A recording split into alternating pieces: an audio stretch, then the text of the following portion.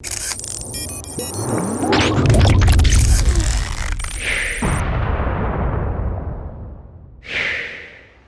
what's going on everyone? Vega here for SerpentX Tech. Please ignore the mess of wires on my table. Obviously, I got my work laptop and a number of things connected, but we're setting up this Apollo BTC full node miner. First thing I want to point out, HDMI, if you have it connected to a 144 hertz panel and it has like a 120 or lower hertz, do that. Also, certain HDMI cables may not work, like this monster one, so I just went back to this normal Vizio HDMI and I made sure to plug it into the 120 hertz to 144. I'm not sure if that was it, but if you power it on, you got everything plugged in, we got the keyboard, we got the mouse, we got everything plugged in, and you don't get a display, try that real quick. Obviously, the QR code that comes with your package is going to tell you what to do. It's going to take you to this website. Saying important, there's a bug to set up the dashboard that will cause your password to be saved incorrectly. If you use special characters, make sure you only use alphanumeric password when setting up your Apollo. If the system prompts you for a Ubuntu 22.04 update, decline this update. It is not currently supported. So plug in everything, obviously, before you power it on. There's a switch.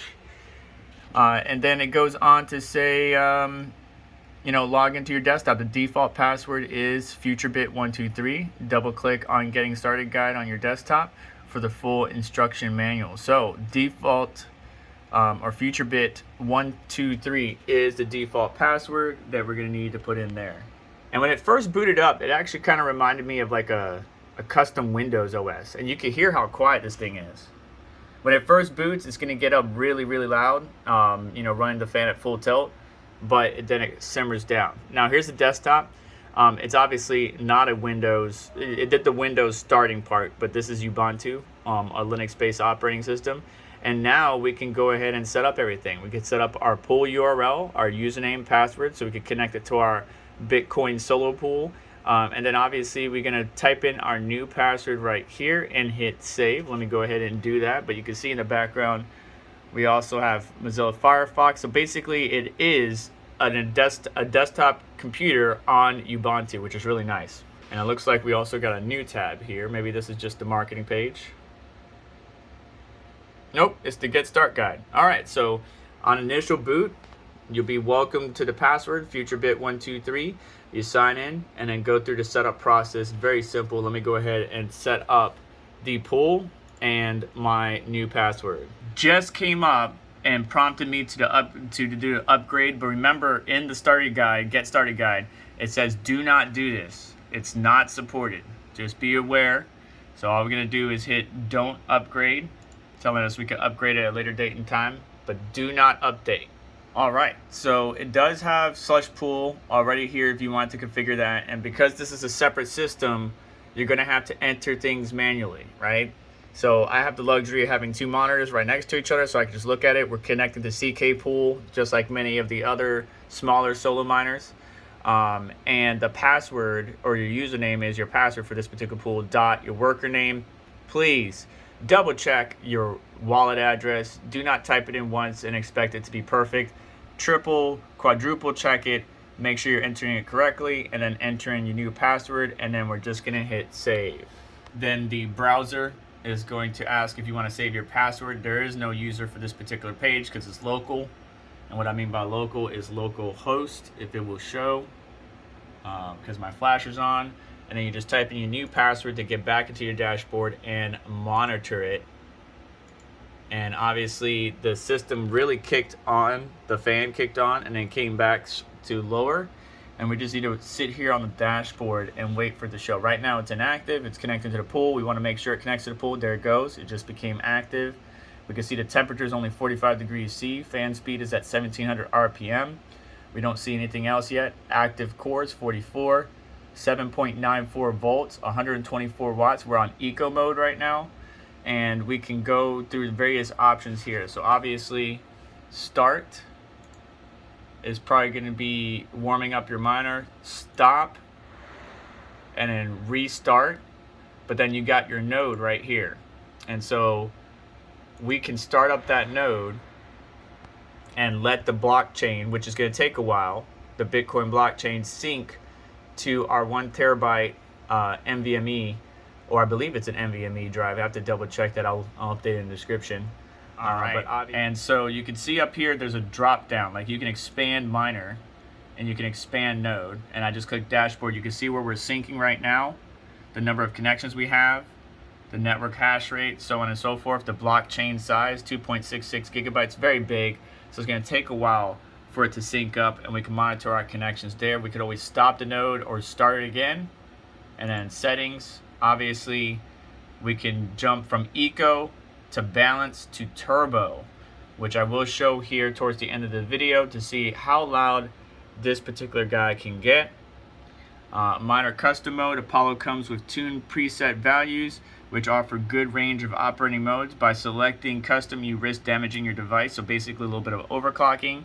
We got fan speed on auto, and then node, we can enable it over Tor browser, which is nice, or Tor connection.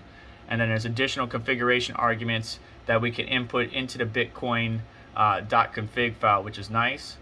Wi-Fi, right now we're wired connection. We are not connected via Wi-Fi, but we could always scan it and connect it.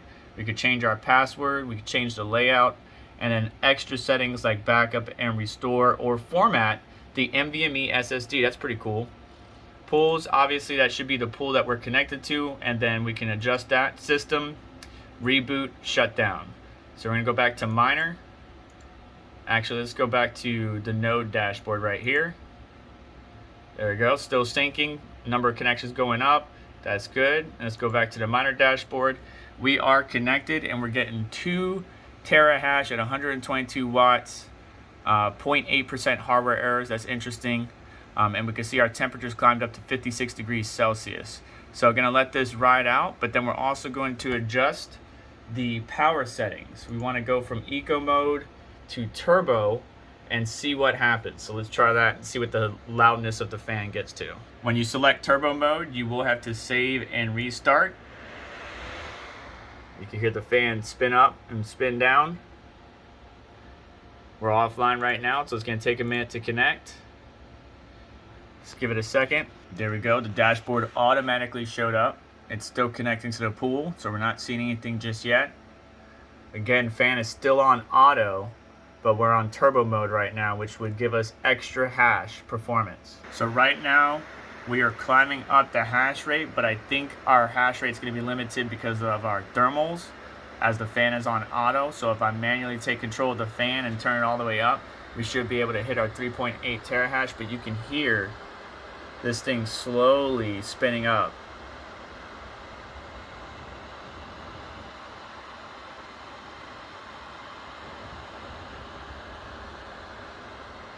So right now we are at 35, almost 3,600 RPM on the fan, and the hash is slowly climbing up. Now my room is very toasty, and that is why my hash rate is being limited right now. We're hitting 73C there, 65 there on the hash boards. So if you got better cooling, you should be able to hit the 3.8 terahash. However, I'm assuming there might be a little bit more tweaking I could do on my part, besides the thermal improvements that we might see. But we're stuck in 200 watts at only 2.95 terahash, which is not good, 3 terahash. So there is some tuning I need to do. But it's very simple, and even at its loudest, it's not really that loud. So now that I got it connected to the pool, what I'm gonna do is go set it up on top of the NAS and then track it and monitor it remotely, so that way I can keep an eye on things and see if we can actually get that 3.8. But that's gonna do it for this video. Please do me a favor on the way out, hit the like button, make sure to get subscribed and hit the notification bell to stay up to date, as well as check out some of the links on the description that might help support the channel and what we do here. And I'll catch you in the next one. Take care. Definitely need to get that hash rate up and get those thermals down. Almost 75 degrees Celsius.